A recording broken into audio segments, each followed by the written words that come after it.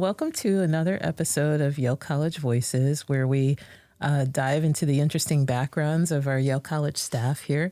And today I have a wonderful guest, Risa Sodi, from the Yale College Dean's Office. So welcome, Risa. Thank you, Darice. I'm happy to be here. Awesome. So I'm so happy you could join me today because we've kind of worked together for years, We have.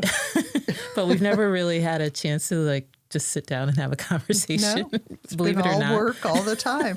I know. So I'm so happy you're here, and I'm just going to read your bio, and then we'll have a chat. So again, welcome. Thank you. All right. So Risa Sodi, a Navy.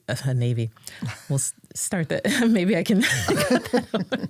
Risa Sodi, a native of Bloomfield, Connecticut, is a distinguished academic and administrator. She graduated magna cum laude from Smith College with a degree in history and Italian and earned a certificate in simultaneous and consecutive interpretation from UMass Amherst. Risa spent several years in Florence, Italy, working as a freelance interpreter and translator while traveling extensively across Europe, including behind the Iron Curtain. In 1982, she won a prestigious travel scholarship to Japan, sponsored by the Japanese Ministry of Foreign Affairs, further expanding her global perspective. Risa pursued advanced degrees in French and Italian at UMass Amherst, where she completed her master's with distinction. Her master's thesis, A Dante of Our Time, Primo Levi and Auschwitz, was the first English monograph on Primo Levi and laid the groundwork for her future research. She earned her PhD in Italian language and literature from Yale in 1995, and her academic contributions include the book Narrative and Imperative, The First 50 Years of Italian Holocaust Writing, 1944 to 1994, published in 2007, and a collaboration on new reflections on Primo Levi, before and after Auschwitz. From 1995 to 2013, Risa taught courses in language, literature, film, and history at Yale, where she served as senior lecturer, 2, and language program director in the Italian language and literature department. In 2003, she launched Yale's Summer Abroad program in Italy, leading students on educational trips to Sardinia, Tuscany, and Umbria. Her research and publications focusing on Jewish Italian authors and the Holocaust solidified her as a leading scholar in the field of Italian studies. In 2013, Risa transitioned into academic administration, joining the Graduate Teaching Center at Yale. She became the inaugural director of advising for Yale College in 2013, where she helped shape advising programs for undergraduate students. Promoted to Associate Dean of Academic Affairs in 2024, Risa also oversees the Eli Whitney Students Program, which saw a 600% increase in undergraduate veterans under her leadership. Additionally, she serves as the Yale College liaison to ROTC programs across all military branches. Risa has been recognized for her contributions to Yale with several awards, including the Veterans Tribute Award in 2022, the Linda K. Lorimer Distinguished Service Award in 2023, and the Phi Beta Kappa's Joseph W. Gordon Award in 2024. Outside of her academic and administrative roles, she enjoys playing pickleball, gardening, and reading fiction in both English and Italian. She resides in New Haven with her husband while their 2 sons live in New York City. So again, welcome, Risa. I'm so happy to have you here. Yeah, that's great amazing. To be here. You've been so busy. How do you find time for pickleball?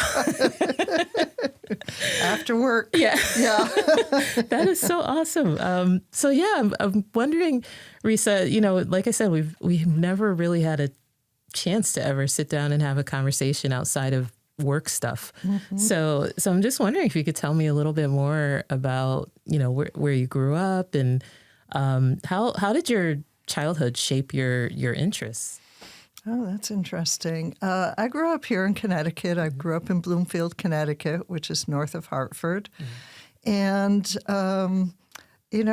had a great childhood, this sort of the town when I was growing up, it's definitely a suburb of Hartford, and my father worked at Hartford. My mother stayed at home.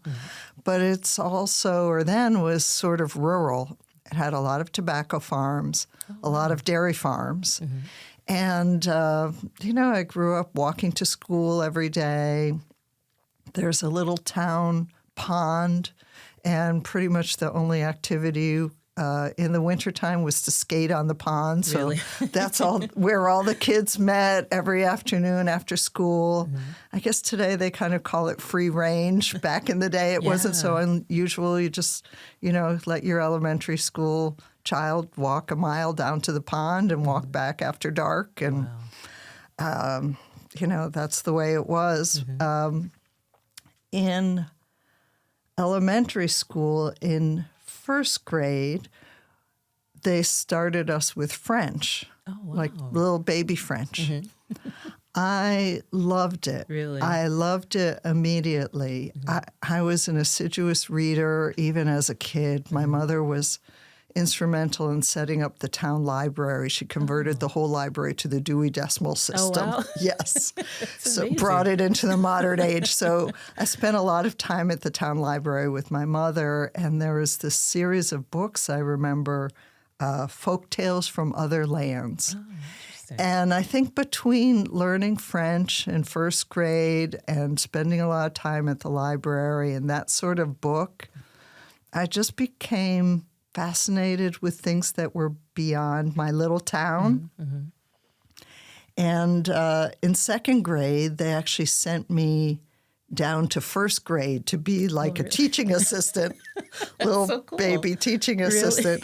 So my mother, my whole life, like all through school, she said, you should really become a teacher. And I always said, no, I'm much too shy. Really? I couldn't stand up in front of the classroom. And I've thought about that so many times over the Really? course of my life. Oh my gosh. That she nailed it. Like when I was Wow. 6 or 7 years old. That is so amazing. That was something that I would enjoy doing. Yeah. So I continued with French all through high school and went to France with some other high school students and my high school teacher at the time. And that was really mind expanding, just, 2-week trip. And then I got to college, and my roommate was French Canadian. She was from Maine. Her parents were native speakers of French. And I continued with French, or I signed up for French, but she signed up for Italian. Oh, really? Because she already spoke French. Right. And that whole first semester, she kept saying, Risa, Italian is so much more fun than French. You should take the intensive course in the spring and catch up with me. Oh, wow.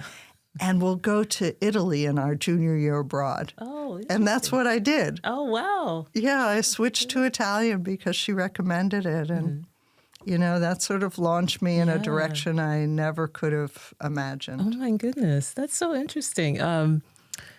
Two things you mentioned that always strike me, with every podcast episode I've recorded is it seems like there was always something in childhood that sparked a journey for everyone in terms of their careers. And it's really interesting that you mentioned that because now you're a senior lecturer. It's a long time past that. Yeah. And my mother signed up for this Time Life series of books. I think one was on the natural world and one was on the physical world or something like that. I used to read those things cover to cover, Really? and I'd rip off little pieces of paper and put them in the pages I liked. And I think around second grade, I asked my teacher if I could do a book report to the class. Oh, wow. So this is the nerdy little Oh, kid my that I was. goodness, I was asking for more book reports. Wow. So my mother must have seen that I liked talking about things that Right. interest me. So, Yeah. yeah. That's amazing. That's so interesting. But I didn't listen till I was an adult. I think that's the thing Really? with kids too, right? Yeah. You think, oh, no, I could never do that. Right. But, yeah. Oh, that's so cool. What, in terms of those experiences, do you think that, what was it with languages that really intrigued you? Yeah, I guess it's, the different way of thinking. Because when you're forced to say things with different words and different structure, it really determines it shows you how people see the world differently. Let's see if I can think of an example very quickly. Well, in English, for example, we use the verb get. We use it for so many things. To get by, to get away with, on and on and on. We just combine it. And I was fascinated with Italian because it had a specific verb for each one of those things where we just have to get mad, to get happy, to get angry, there's a specific verb for each one. And it sort of colors the implications depending on which verb and I just found that fascinating that you could express yourself differently. Yeah. And one thing I noticed, even when my Italian got very good, I was not funny. I couldn't make anyone laugh. That was like a step beyond. So it's like, even though I know all the words and like, this would land okay in English, it's not like I'm a jokester, but at least to make some. And I just got a lot of perplexed looks, so I realized that's an even farther level of language. Interesting. When you can put things together, words together in a clever way, not just like you express yourself, you're clear, but then you're really so much into the culture that you know the nuances. So I guess that just really interested me. Oh, that's so, because when you bring up that example, visually, I almost think of when you're getting something, you're literally like, I'm taking, I'm like taking it to myself. And is that what you're referencing? Like sort of the language is in a different direction? Yes, it's almost more clinical in a sense, right? We're kind of fuzzy. Yeah. It's just like get plus you attach all these things to it. And also another example in Italian might be they say things like faccio il dottore, faccio il professore. I do the job of a doctor. I do the job of a professor. And we say I am. So it's like my identity is I am a doctor or I am a professor. And it's not the identity. It's something they do. So where is the identity? The identity may be I am a father or I am a mother. I am this, that, or the other thing. I am a member of a family, but this is the job I do. And it just seemed like it says so much about us, thinking back about Americans, how we really do identify with the job we do. Interesting. And in Italy, at least the Italy that I found was so family-centered. And people were interested in doing their job, but it was all in support of what came outside of work hours, right? The life outside. Right. And, things like that just really, really interested me. Oh, interesting. Wow. So what, when you mentioned going to college and your roommate convincing you to change gears, what was that like? Like, was it a difficult transition in terms of language? No, I think I was quite open to it. I just figured she was the expert. Really? Yeah, we're still very close friends, and we're going to spend the weekend together this weekend. Really? Yes. And I knew she knew what she was talking about because her parents would call her, and, that she'd be rattling off in French and French Canadian. I would be struggling actually to understand this French Canadian accent when I was taught the sort of Parisian French accent. And I always wanted to learn other languages. I guess it just took someone to give me a little push. Right. Yeah. Oh, interesting. So what was, so you mentioned that you did you study abroad after that? Or yes. What was that like? So I actually was very interested in Smith College because they had a lot of junior year abroad programs. And I don't know the exact figure, but something like 40% of students were away during the junior year. Wow. So it was very common there. And so I always intended to go to Geneva, which is where Smith had the program for French speakers. And, Giselle, my friend Giselle l'Italien, Giselle convinced me, and then I met people in my Italian class who were also going abroad. So I just switched gears. I don't think I gave it much thought, actually. Yeah. Florence sounds pretty good. Yeah. So, yeah. So then we all went together on our junior year abroad. There were 13 people on the program, so it was very small for a whole year. 12 women and 1 man. Oh, wow. Yes. Poor guy. Poor guy. I think that he thought, I'm going to have 12 women I can date. Yeah. Instead, he had like 12 older sisters saying, Bob, you're wearing that. What to do, Bob. what not to do. Yes. Yeah. You need a haircut. Oh, Bob. Oh, it's so interesting. And so in terms of your experience abroad, did that sort of, did that change your trajectory, or was that sort of the defining? Completely. Really? Completely.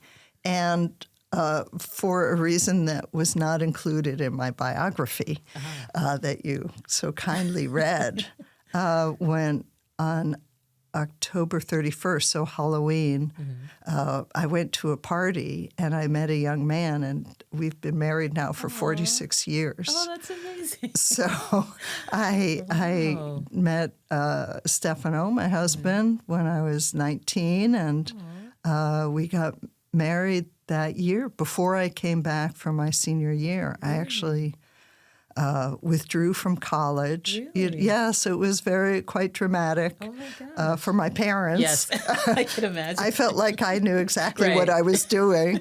And decided that I would stay in Italy. So I withdrew from college, stayed in Italy for another year. We got married and then came back. And so, of course, my husband didn't speak any English. His family didn't speak any English. So my Italian got very, very good, very fast. Right? And so coming back to Smith, I had gone away as a history major and learned that all the courses I took on my junior year counted towards the Italian major. Okay. So my senior year, I took 10 courses, 5 history, 5 Italian, to complete both majors. And, Italy just became very important, very central to me. And a couple of weeks after my graduation from college, we moved back to Italy. So then I spent another 5 years there. Really? Yeah. Oh, my gosh. See, I never knew that. Yeah. That is so interesting. And, and it goes to show you, look at, when I think of, all of my guests, including you and your journeys and sort of not the traditional, right? And look at where you are. I know. And I don't think I planned a whole lot of things. Yeah. Just opportunities presented themselves and it sounded good. So knowing that we would be moving back to Italy, I did the interpreter's course that you mentioned at UMass Amherst. And I had this idea, when we go back, I can work as an interpreter. So that I planned for, and that actually worked out. So that's what I did when I went back to Italy.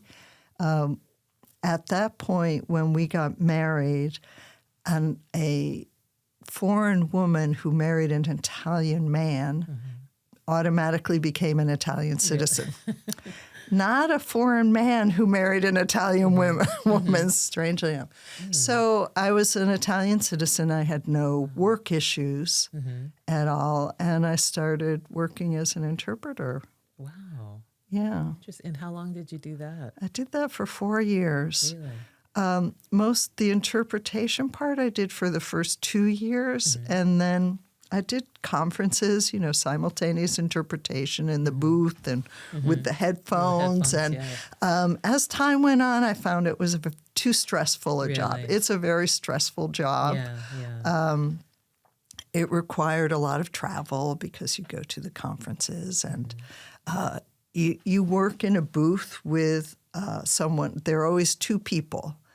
And for example, I would be translating, interpreting, and the person working with me would be writing things down for me. So I did conferences like liver ailments and, things that I really had to study for. And so the other person would write down dosages and names of medication because those are the things that you have a hard time remembering. Oh my goodness. And you could only do about 15 minutes at a time because your brain would just... So after 2 years, I was burnout. Burnout. I was burned out at 23, I think. And so I switched to doing translations, which I could do on my own time, or business interpretation, which was actually quite enjoyable. So I did that the whole time I was there. Freelance, I had like 6 or 7 agencies, and they would call me whenever they had work. And it was terrific. Interesting. Like during your time in college, like were there particular professors or maybe mentors or things that, or folks who had an impact on you during that time? Yes, there was. Had a really big impact on me and actually sent me down another path. Really? Yes. So my senior year, there was a visiting professor from Italy. His name was Manlio Cancogni. And he was quite a distinguished author. I think he must have been in his early 70s at that time and had published dozens of novels. And I just really took to him almost as a grandfather figure. Yeah, he was very supportive. He liked my husband a lot. His wife and he would have us over for dinner. It was like having dinner with the grandparents. And he was just a very warm and supportive person. And then we went back to Italy. He went back to Italy. But many years later, so I guess in the 80s, when I had discovered this author, Primo Levi, whom I had never heard of, even while I was living in Italy. It came up that I was back in the States. My husband and I were about to go to Italy, and I called him up and I said, I've been reading his work, and I'm actually writing a master's thesis about this author. I said, but anyway, we're going to be in Italy. Can we stop by and say hello? And he said, wait a minute, Primo Levi? He said, he's a friend of mine. He said, will you have time when you're here to go meet him? Oh, my goodness. And I said, that's what I said. Oh, my goodness. And like 3 hours later, I was on the phone to this author I was writing my master's thesis on and admired tremendously. And he said, are you free next Thursday? Come to my house. So that, I was already really interested in him. But after meeting him in person, that just cemented the whole rest of my academic path, career path. That is amazing. Yes. Amazing So as I said, not a lot of planning, but just serendipity. And sometimes I think it's important to tell people what you're interested in and what's going on because you never know what connection there will be. Yeah, that's so amazing. And it's so true. Wow, that is really fascinating. Yeah. And it just took your life into this other... completely different direction. So I went, we we went back to Florence. That's where my husband is from, where his family is from. And Primo Levi lived in Turin, in Piedmont. And so I took the train, and people had warned me and said, be careful. When you meet the actual person you admire through their books, they're often really not like the person you had imagined. Right. So just, don't be disillusioned. Yeah. And instead, I found a person who was just beyond my wildest dreams, like welcoming, extremely intelligent, actually interested in what I was writing. I couldn't believe at one point he got up and he made me a cup of coffee. It's like, this just doesn't seem right. Right. And of course, he was very, very famous in Italy or becoming famous. He had been a chemist most of his life. And he came to fame sort of late in life and was completely unknown in America. And when I was working on my master's, I had to pick a topic, but honestly, at that point, I really didn't see myself continuing on. And so I thought, I'm going to write on someone whose books I enjoy reading. And so I started working. My advisor really cautioned me against it. She said, he has one book, one famous book. If you want a career, you have to write on Dante or, somebody solid, not a chemist who wrote one, like a flash in the pan. And I really, at that point, didn't see myself continuing. So I said, well, I'm just going to do what I like. And here's another, thing that you can't plan for. So a book review of one of his later books came out in the New York Times. And a very eminent critic named Irving Howe wrote the main article for the New York Times book review. And all of a sudden there was an explosion of interest in this author. And that's how my little master's thesis came to be published, because it was the only book on Primo Levi in English. Oh, my goodness. So, and then I started to think, well, maybe there's something to this. I do like teaching, and it seems like I chose a good topic, and maybe I'll get a PhD and become a teacher. Yeah. Oh, my gosh. Wow. Yeah. And he became known around the world. And then tragically, so this was 1986, about 9 months later, he committed suicide. Oh, I'm sorry. And it was a terrible thing and a shocking thing. And unfortunately, the way our world works, it brought much, much more attention to him as a writer. Oh.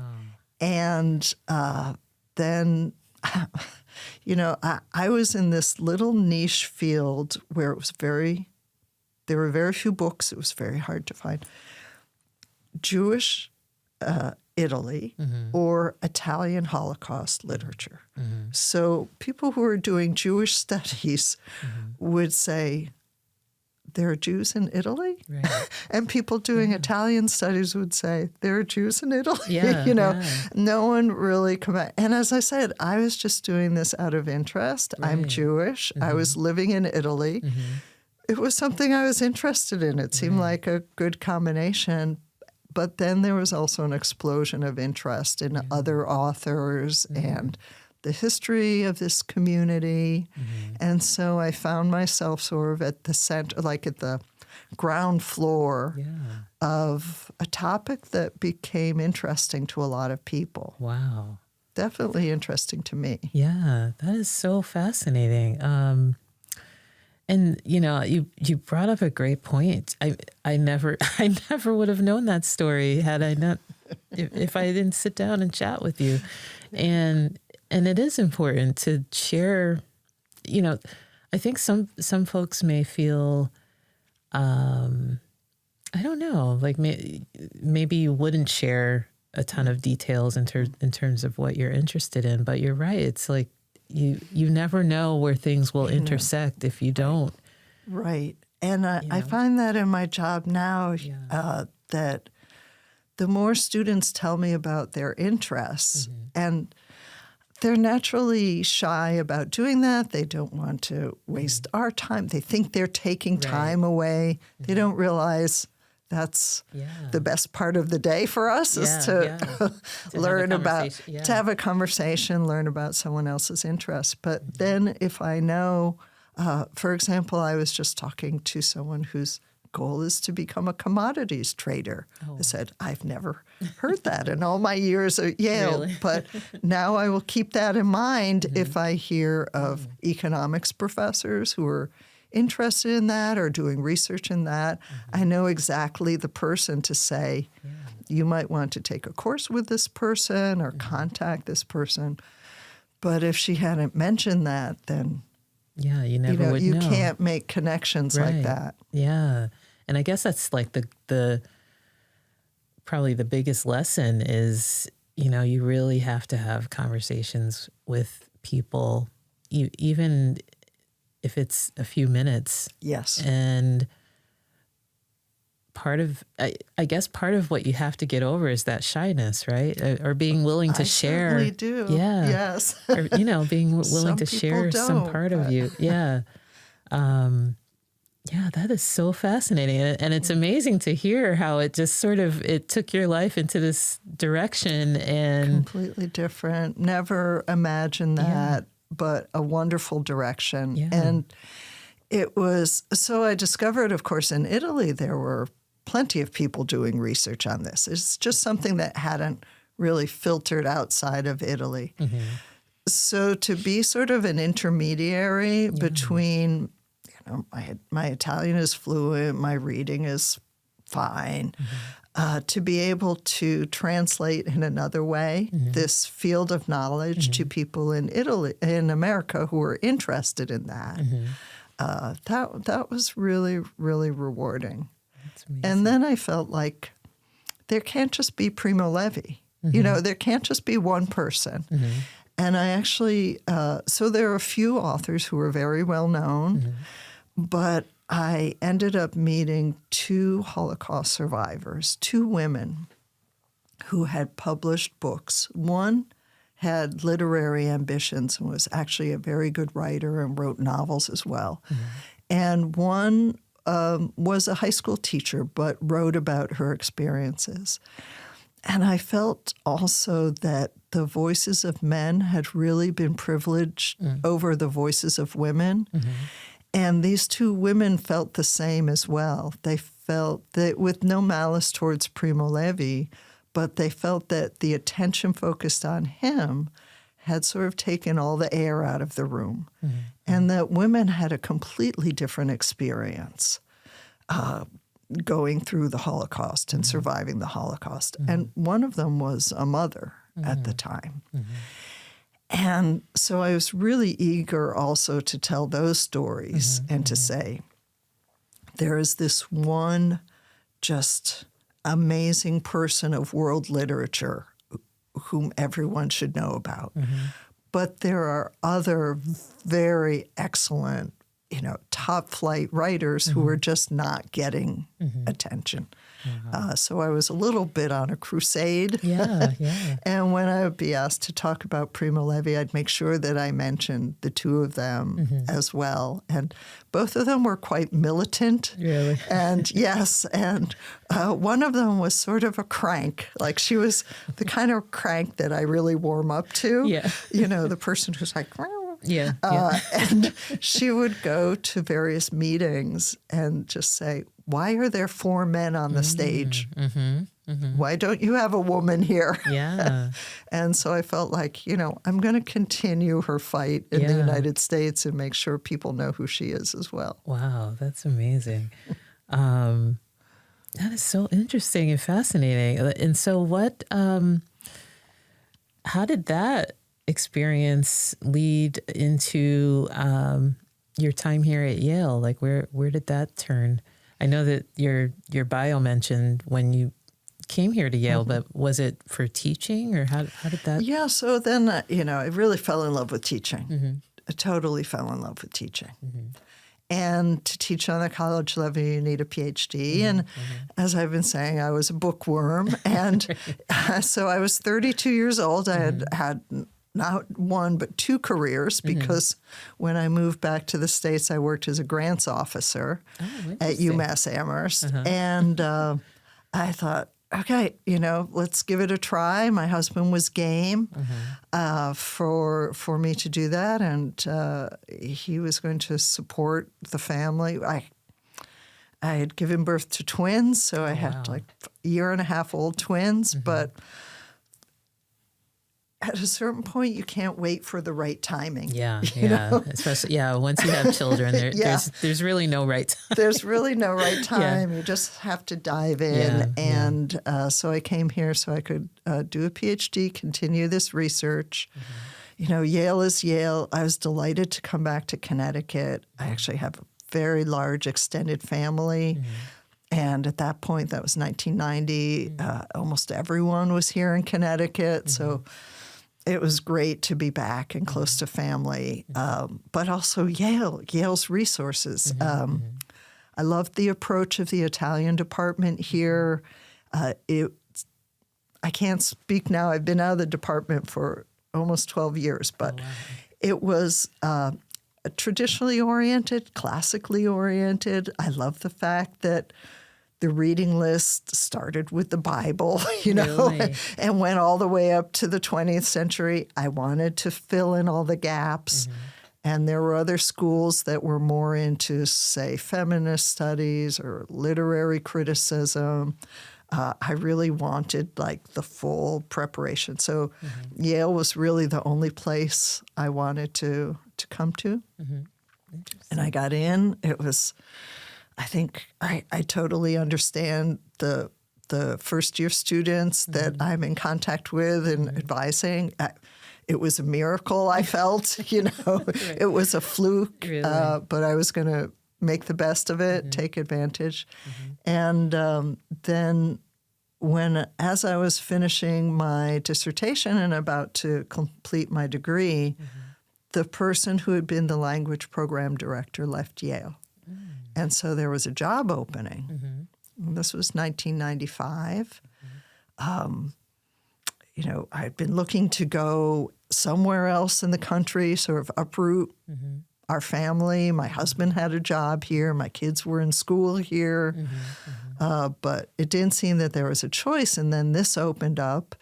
And the two full professors actually made me go to the annual convention where all the interviewing is done and have a formal interview. I think I had to go to Toronto.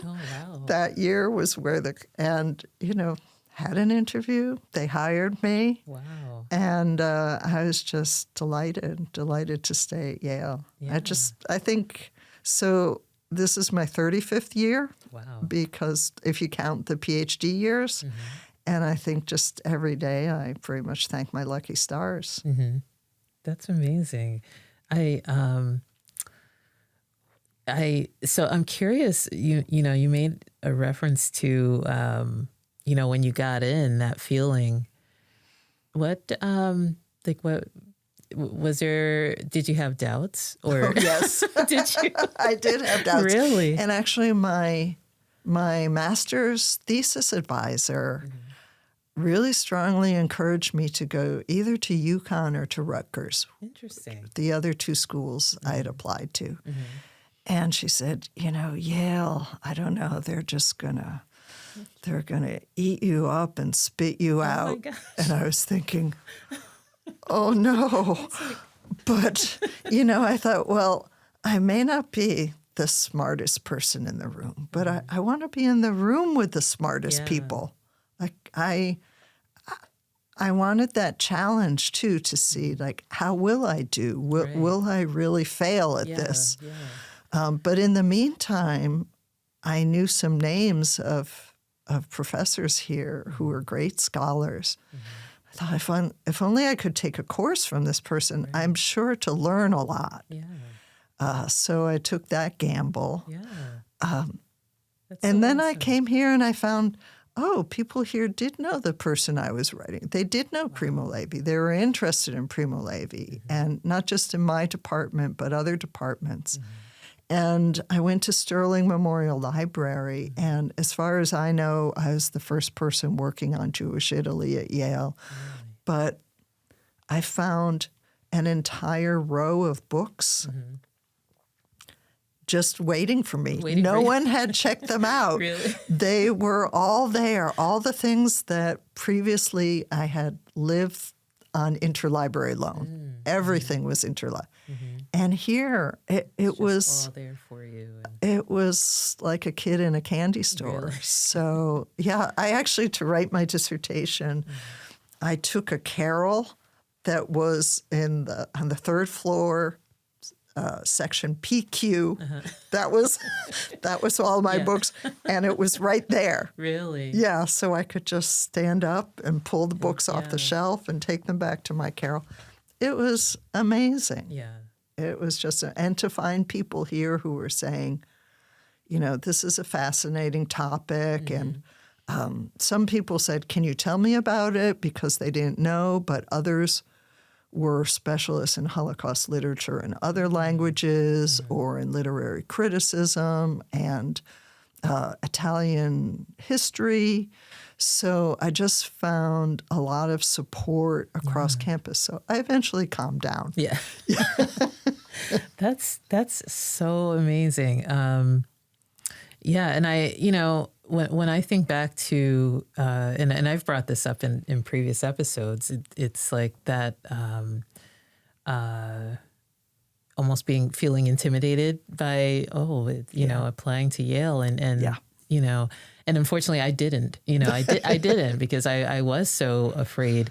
But it takes that sort of, okay, I'm just going to try just because you see what happens. Yeah, you don't know. I had jumped feet first into working in Italy as this little American girl. Yeah.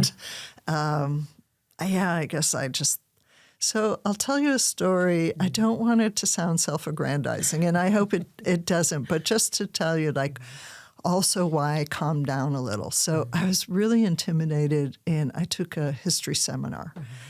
And I was very intimidated by the other students who were history PhD students. And I realized right away they have a different way of reading and a different way of writing, and certainly a different way of participating in class. And when they would answer the teacher's question, they would say, well, as Hegel says, and quote, and as Nietzsche had pointed out, end quote. And I, for the life of me, could not remember any quotes. I also had read, but the way they could just recite back, it was beyond me. I was terribly intimidated. And about halfway through the class, one of the students came over to me and he said, how do you do that? I said, do what? He said, how do you ask questions that are not based on the readings? Interesting. And I thought, oh. That's a thing? Well, yeah, that's a thing. Oh, well, maybe I'm doing so, maybe I have some, I can't do that. Right. But maybe I am doing something that's worthwhile. So that was also very helpful in getting me to calm down. Yeah. If maybe I can go through this experience my way, and I don't have to reinvent myself to be like that. Right, right. Yeah, that's an important lesson because you feel that intimidation trying to be like everyone else, and not realizing. I guess for you, it was like that realization that you don't have to be like everyone else. Yes, and I felt like I just kept asking questions because I didn't get it. And so I kept asking questions, and the other people were answering the questions. Really? But there was something there. Yeah, yeah. And I think that's another important thing in terms of learning is just... I remember times in college where, you're intimidated to ask a question because you think, or not even just in college, maybe even just coming to work at Yale, that initially you feel like you're supposed to know everything. Yes.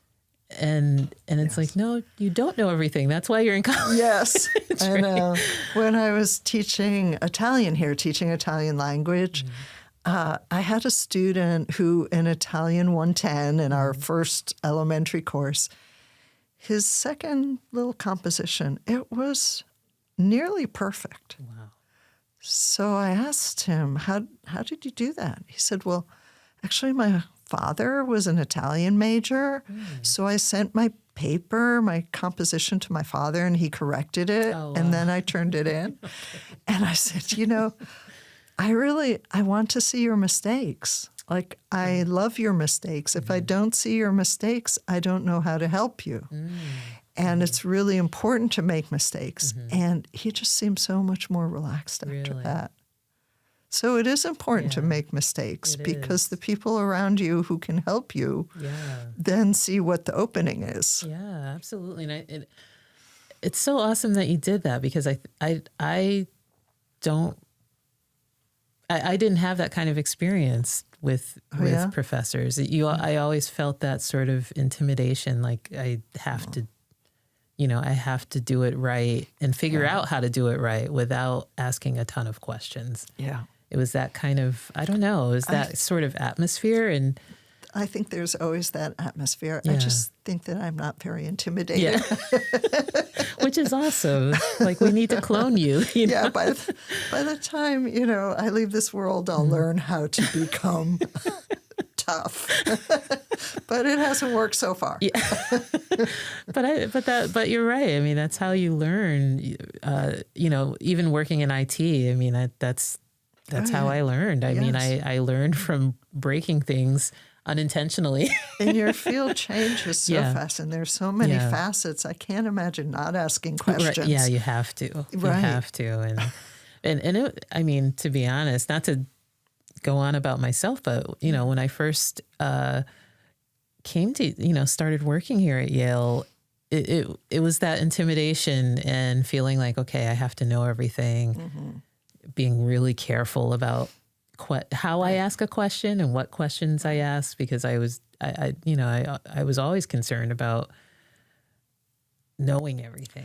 It's just a fallacy. I think we all fall for that. And you can manufacture an impression of someone where they are all-knowing. And then, of course, you come to see that either they're extremely dedicated and spending inordinate amounts of time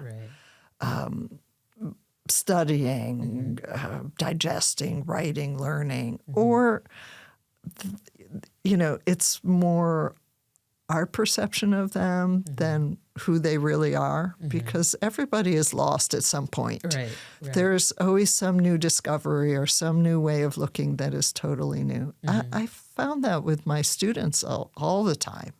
The undergrads, they would make a comment and I would think, I've never considered it that way. This is really great. Yeah. Which I think is it's so important, because even for me, I think I would have more respect for someone to say, I don't know everything or I make mistakes but I learn from my mistakes, but versus someone who pretends to know everything, and I think that's amazing. Too good to be true. Too good to be true. Can't happen. It can't happen, right? We're not perfect. That is so fascinating. And so taking all of that into your role now, like how did that transition happen? Right. So I had been in the Italian department for 23 years. Wow. I felt like I had this great niche, but it was kind of a small perch in the overall university ecosystem. There were maybe 4 or 5 faculty at the most robust, and a dozen grad students. It was great, but we were our own little world. And I got to a point where I thought, this is the flexion point. I have to decide I'm going to do this until I retire, which sounded wonderful, like teaching, writing books. I loved it. Or I have to make a move before I'm so old that no one is going to hire me for a new job. And so I, again, shifted gears, and I didn't really know what to do. I'm so happy that I can say her name publicly because I am so thankful to our, let's see, I don't know her actual title now. Okay. Vice Provost, I'm going to say, Emily Bakemeyer, because I had always considered her something of a mentor. And I told her I'm looking for new things. And she was so helpful. She said, you need to do some informational interviews. And that's when I said, what is an informational interview? And in her role in the provost's office, she knew various other units at Yale, and I didn't. And she knew me well. And she said, if you want me, I'll make a couple of phone calls, and you can talk to a few people and see what they do. So I was in this process, which was really, really helpful, and I did learn a lot. When I ran into Bill Rando, who was then the director of the Graduate Teaching Center. So this is before we had our teaching center, the Pourvu Center. There was a teaching center for graduate students to help prepare them to teach. And I had asked Bill several times to do a workshop for the graduate students in the Italian department. And so I was in this mode of thinking of other things. And I said, Bill, I'm exploring other roles. He said, I'm about to put in a requisition for an associate director. He said, we're expanding. I need someone. I said, I would love that. Well, within a few months, I was half-time in the Italian department, and that role was half-time. Started out half-time. Wow. And I just loved it. I had been training graduate students to teach, and so this was training grad students in all fields to teach, and workshops, and working closely also with faculty. Some faculty would feel maybe their teaching was stale, or maybe they were going to try something new. And they wanted someone to sit in and give them feedback from the back of the room. And I really enjoyed that a lot. And then I sort of had to decide, okay, I'm 1 foot in the department, 1 foot out.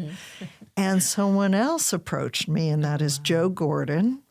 And for people who have been at Yale a long time, there are dozens of people who owe their jobs to Joe Gordon. And so I am one of them. And he said, we're going to start a new role for Yale College Director of Advising. Wow. Would you be interested in that? And I actually said, I don't know if I'm prepared for that. And he had to read my resume back to me. Really? I mean, not my resume. He was like, you were the DUS, you've done freshman advising, sophomore advising, study abroad advising. This was before our Center for International and Professional Experience. Wow. Actually, study abroad advising was in the departments. Oh, interesting. So I was the study abroad advisor. You know, I was something called a mindful advisor. We had advisors for students who might be at risk for not succeeding at you. So I had done like 5 or 6 different advising roles. Like, okay, I think you're right. Yes. And so for 2 years, I was half-time in Yale College and half-time in the Graduate Teaching Center, which was becoming now the teaching center we know. Okay.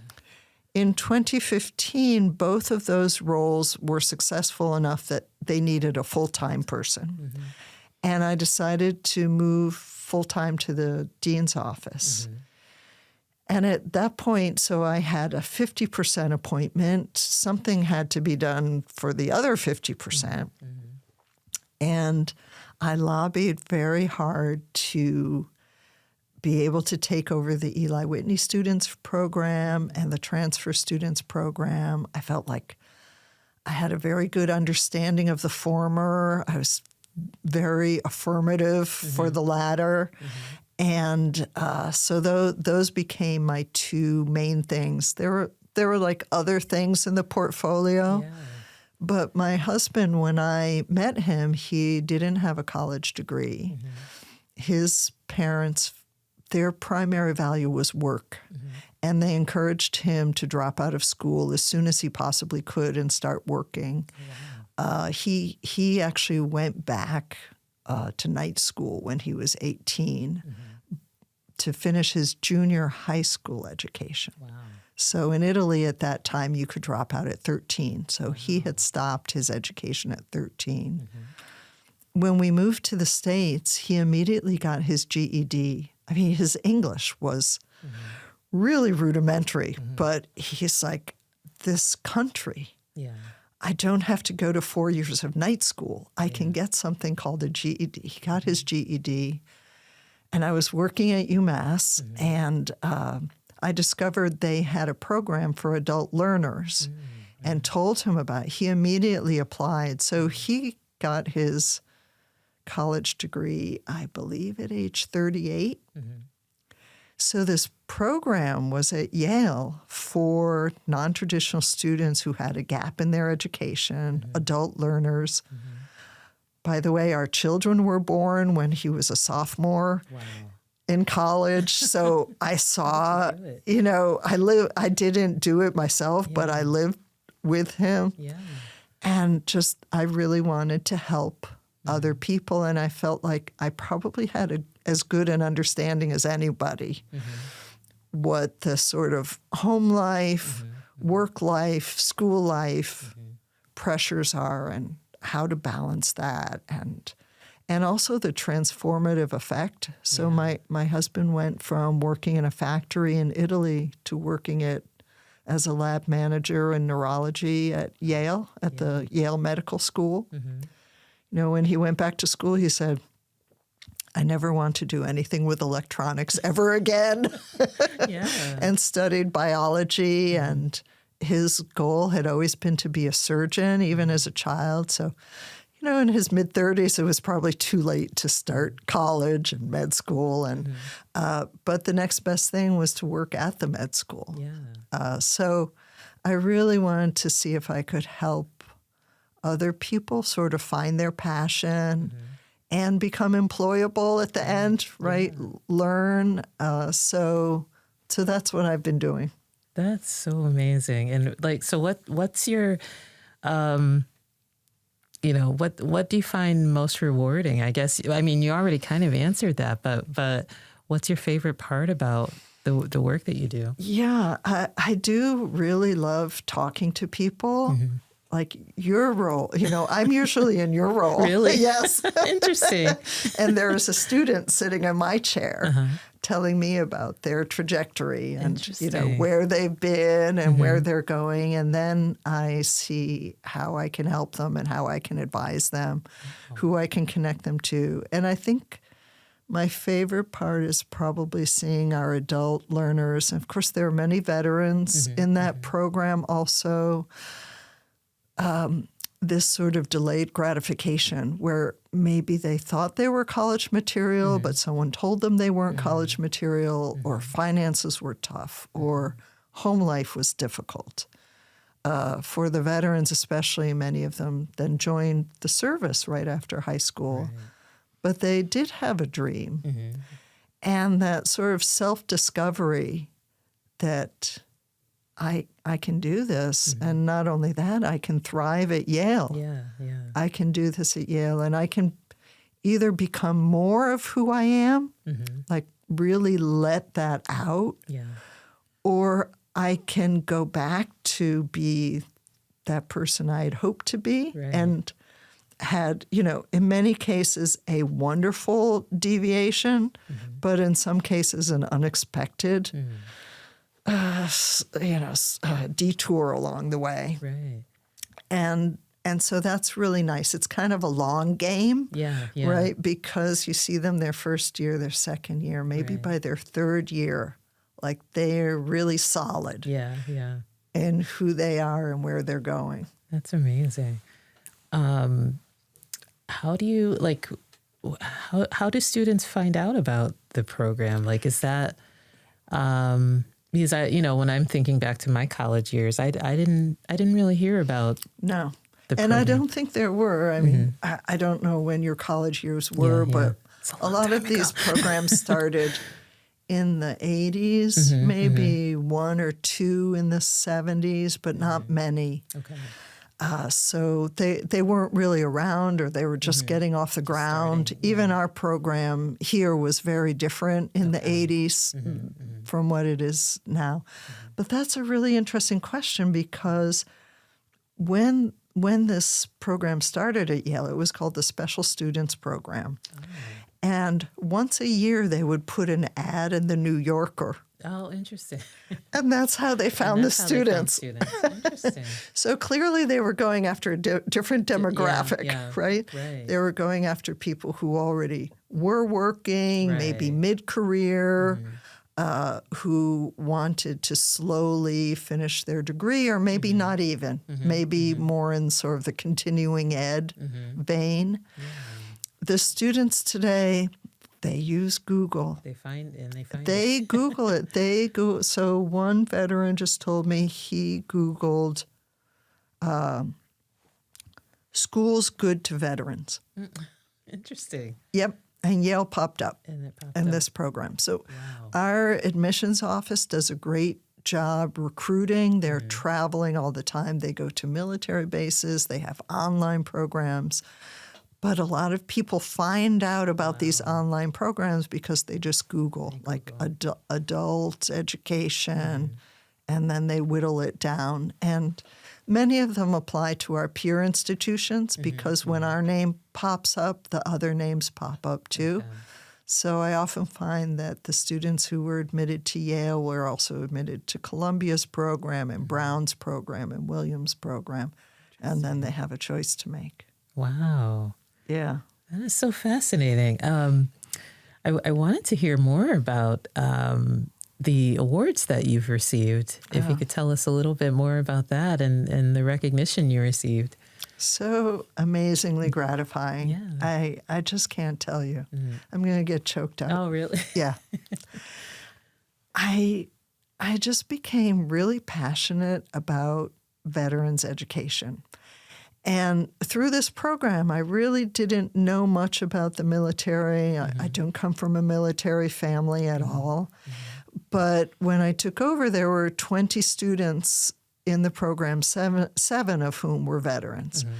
And so I figured I better understand what is this experience like and what are their challenges. And the more I looked into it, the more I saw how much predatory educational institutions were out there, how many there were, because these service members come with a GI Bill, which is a lot of money.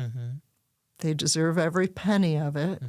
But some online for-profit institutions recruit very, very heavily, and they have very low graduation rates in the teens. It's really disgraceful, in my opinion.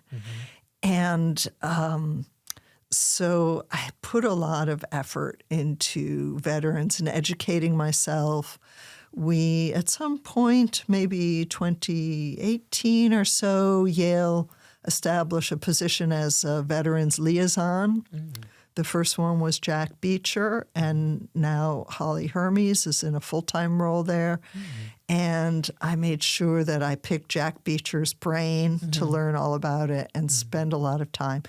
So when I was given this Veterans Tribute Award, it was so meaningful to me. I feel like most of my work is retail rather than wholesale. Really? I'm talking to one student at a time, mostly.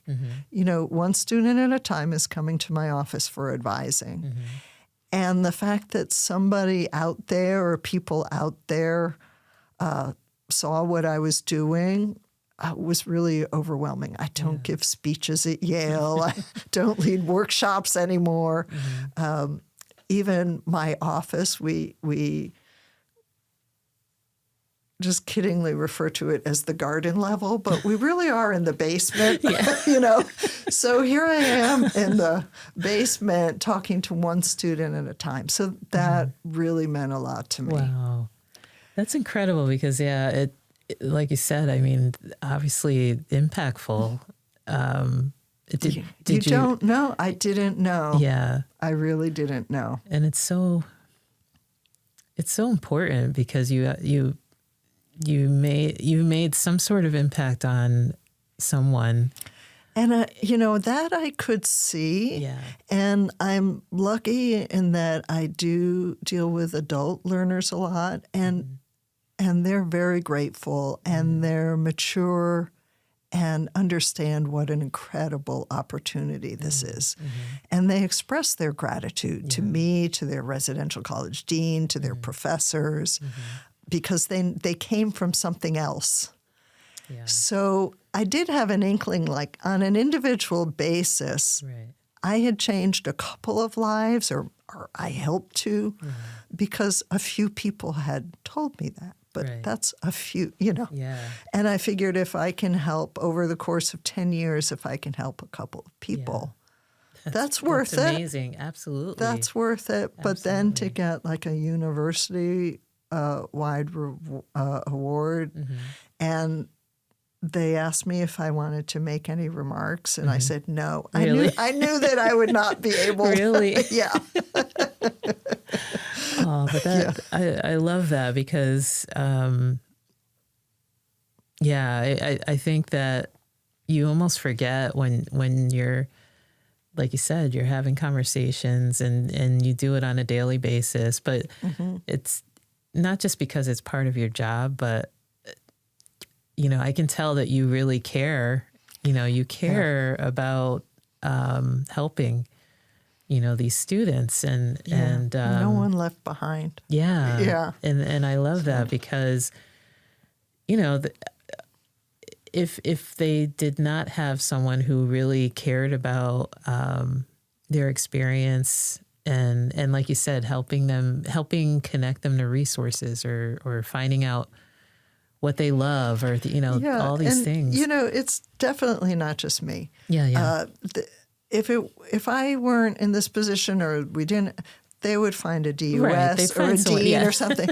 But it's good that they know, like from day one, if they're really desperate and they really don't know where to start, they can start with me. You know, I just want to be like that stable point. Yeah. And then they go off and they find their people, their instructors, their mentors, and all that. So but I think it's so important because you're that first experience, right? That first initial impression. You know, it matters. You know. Well, I hope so. Yeah. As I said, it's like it's a very small thing. Yeah. But I hope it matters. Yeah. And I always we have a welcome dinner every year for the new students, and faculty come, advisors. It's a big festive occasion. And I always give a few remarks, and I quote one of my colleagues in admissions who, at one point, when a student asked her, "How did I get into Yale?" She actually stood up and banged on the table and said, "Yale does not make mistakes." Interesting. So I'm always sure to repeat that. You know, you are here for a reason. Even if you just have one thing you're contributing, you have that one thing that no one else has. No one else has. And it's so important to feel like you belong here. Yes. I think, you know, we talk about this often on the podcast, that imposter syndrome and like, do I really fit in or, you know, or how did I get here kind of thing. And it's so important to make people feel like it, because that alone sets a trajectory when you feel like you belong here and you're not, you know, you're not some sort of outsider. Right. You know. And I tell them too, you know, you think that there is like a core of students here who feel very comfortable, easy peasy, they belong here. like there really is, maybe there are like 2 students in that. Really? Interesting. Everybody else kind of feels like they're on the periphery trying to make their way in. Really? And so if you feel that way, look around. Everyone else is also feeling that. In the same boat. It's not you. It's almost everyone. I felt, you've gone through my different roles. Every time I switched roles, I felt imposter syndrome. Really? Yeah, it's a big university, and there's a lot to know. There are a lot of people to know, and procedures, and office practices, unit practices. So every time you switch, you're starting over, and I'm pretty eager to tell them that too, right? You may look at me as being here so long, I have it all figured out. Yes.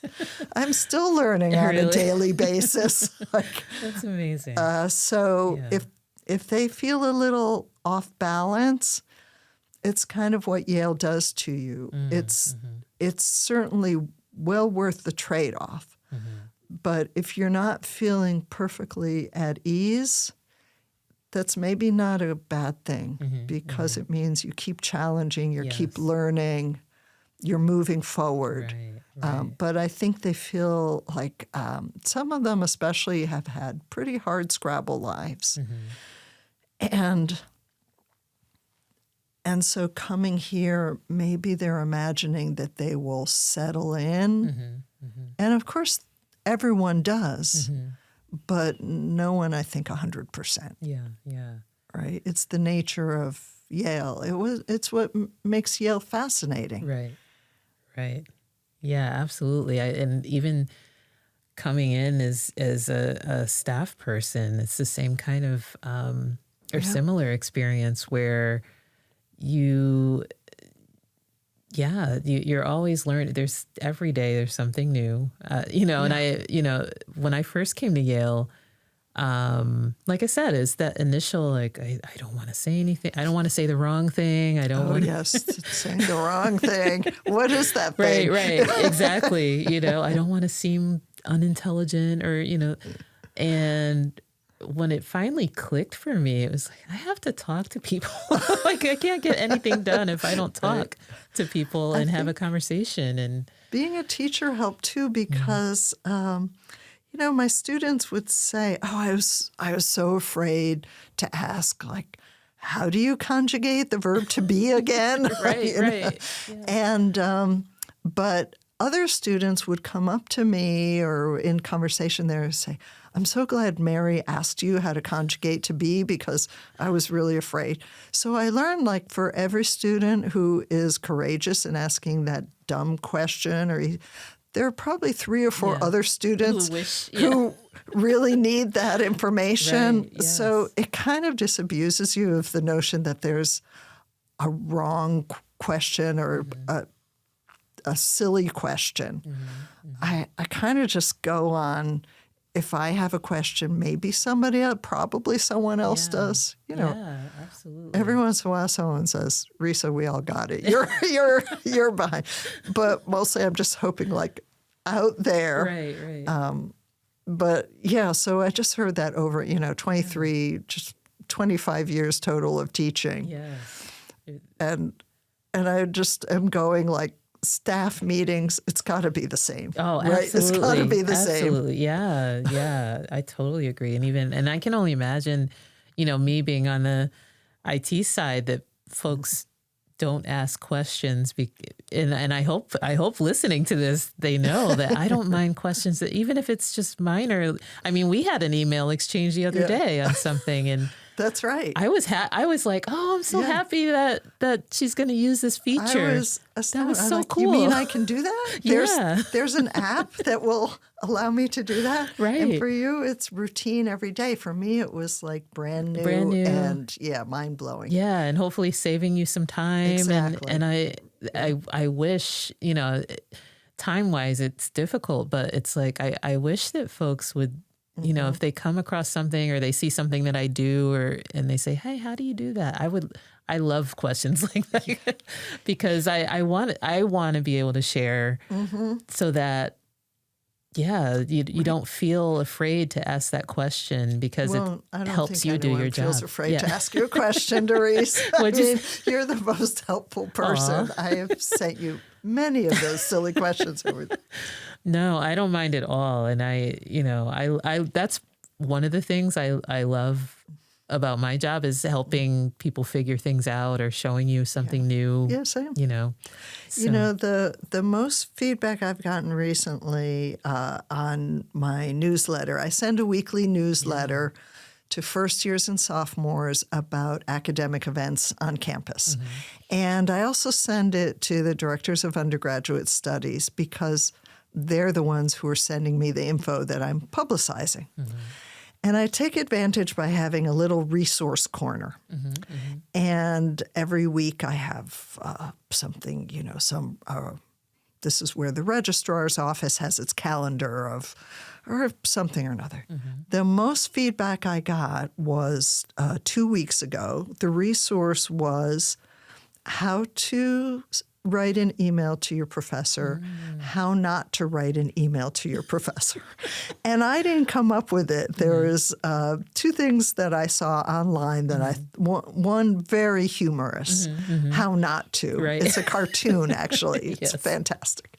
And the other was an article. And, I heard back from students, but also from professors. Interesting. And people were saying, I've been forwarding this. Yes. So sometimes the simplest Simple thing, things. how to write an email to your professor. Oh, that's amazing. And so we have to connect again because there's I would love to connect with you in terms of other ways that you can, share that kind of information. Oh, yeah. Because you're the person. I'm the person, right? And I think newsletter from the 1960s. No, which is awesome. But we, now that we have other technology, available to everyone, Great. it could make your life easier in terms of just sharing that kind of info. Great. Yeah. So we'll connect. All right. But wow. So what? We talked about so many things, Risa, and I guess what I want to loop back to. Well, number one, I have no idea how you have time to play pickleball with all with all these things, but I love that you mentioned, because even for someone like me coming into Yale and we've gotten to know each other over the years, but you've obviously been at Yale longer than I have. This will be I'm going into my 18th year. And Long time.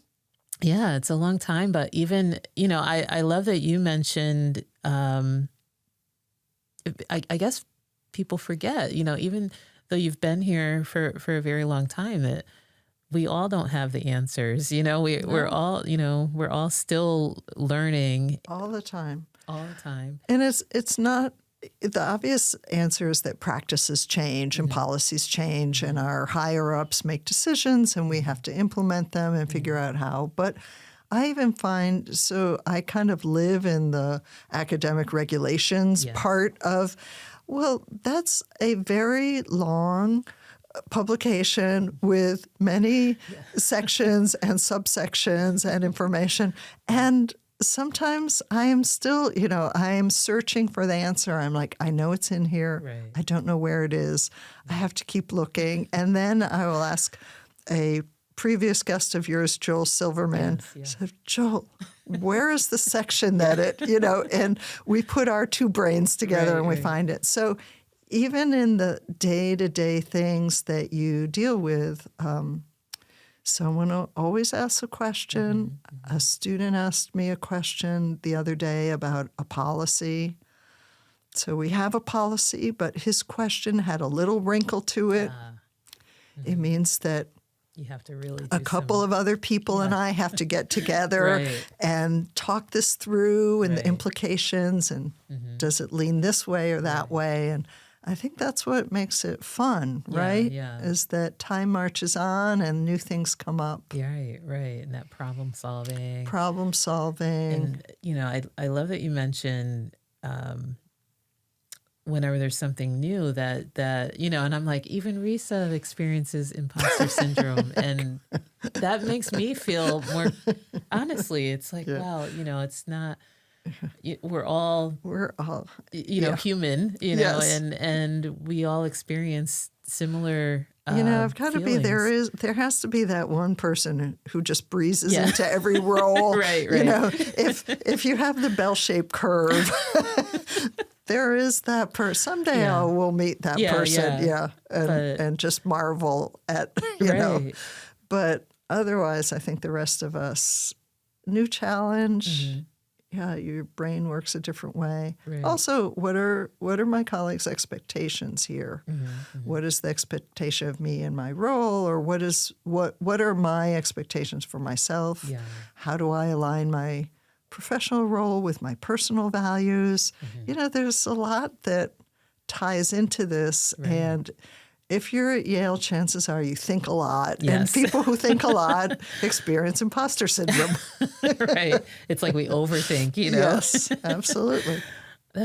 This has been so fascinating, Risa. I'm wondering,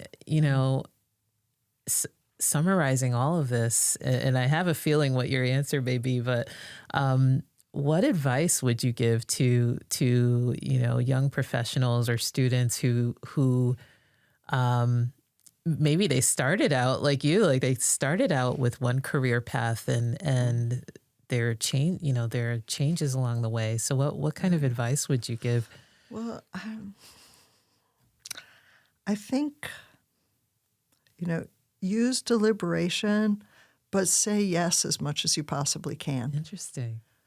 Because you don't know, when I was asked to be a mindful advisor or study abroad advisor, my paycheck didn't go up. Mm-hmm. Right. There was no compensation of any kind, monetary or otherwise. Mm-hmm. It was additional work on top. But I wanted to be helpful. Mm-hmm. I like being helpful. And I said yes. And so many things, I've just said yes. And then it turned out that amalgamation of skills mm-hmm. that I accumulated by saying yes to these random things came together years later. Yeah. Years later. Yeah. And if I had just stayed on my path, I would have been on that path. Maybe it would have been terrific. Mm-hmm, mm-hmm. But I've had a lot of variety, and I mm-hmm. think it's because I've said, oh, okay, you want me to serve on that committee? Mm-hmm. All right, let's find out about ROTC. Right, now I'm the liaison to ROTC, and absolutely adore working with our commanders and the cadets mm-hmm. and midshipmen, and who knew? Right. So you shouldn't say yes to everything, mm-hmm, mm-hmm. But if you can work it in, it may just be, I don't want to be too sort of transactional about it. Yeah. It may just be satisfying mm-hmm. gratifying on a personal level, right. But it may also open a door. Yes. I totally agree with that. You never know. Like you said, you're learning in the process, and years later it may come mm-hmm. full circle somehow. And life happens. Your ideas at 25 are not your ideas at 45. Right. So if you have different interests, different options, mm-hmm. I think it adds a little spice. It does. Wow, this was awesome, Risa. It was awesome, Darice. I love talking to you. Oh, thank you. Yeah, we're likewise. Going to have many great conversations offline from now on. I know. Knowing all these things, I find it fascinating.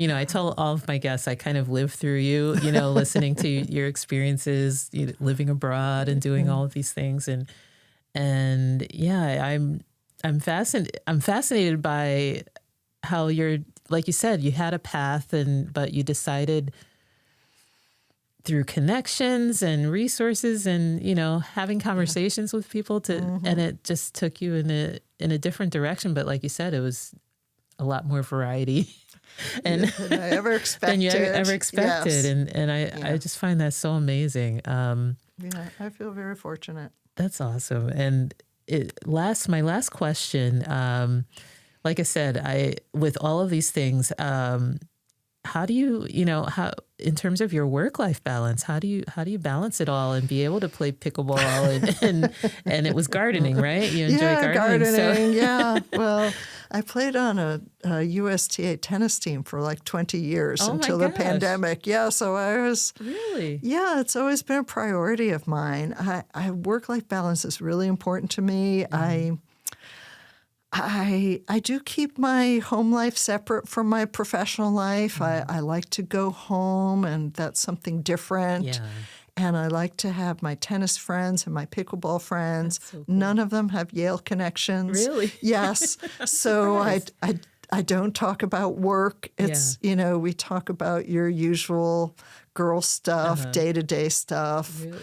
Travel, vacations, all that kind of stuff. And it's great for my brain in particular. Yeah. It turns off the work part, and then I can turn it back on when I need to. Right. So I am kind of deliberate about that, but I love racket sports. Do you? Yes. Interesting. I never liked running and I never liked swimming, but put any kind of racket in my hand. Yeah, like badminton. I love badminton, Really? Squash. Oh, interesting. I've never played racquetball, but and I'm not a great athlete, but I can do racket sports. Really? Interesting. Yeah. So that's what I do. And you meet all sorts of people you would never meet otherwise. Yes.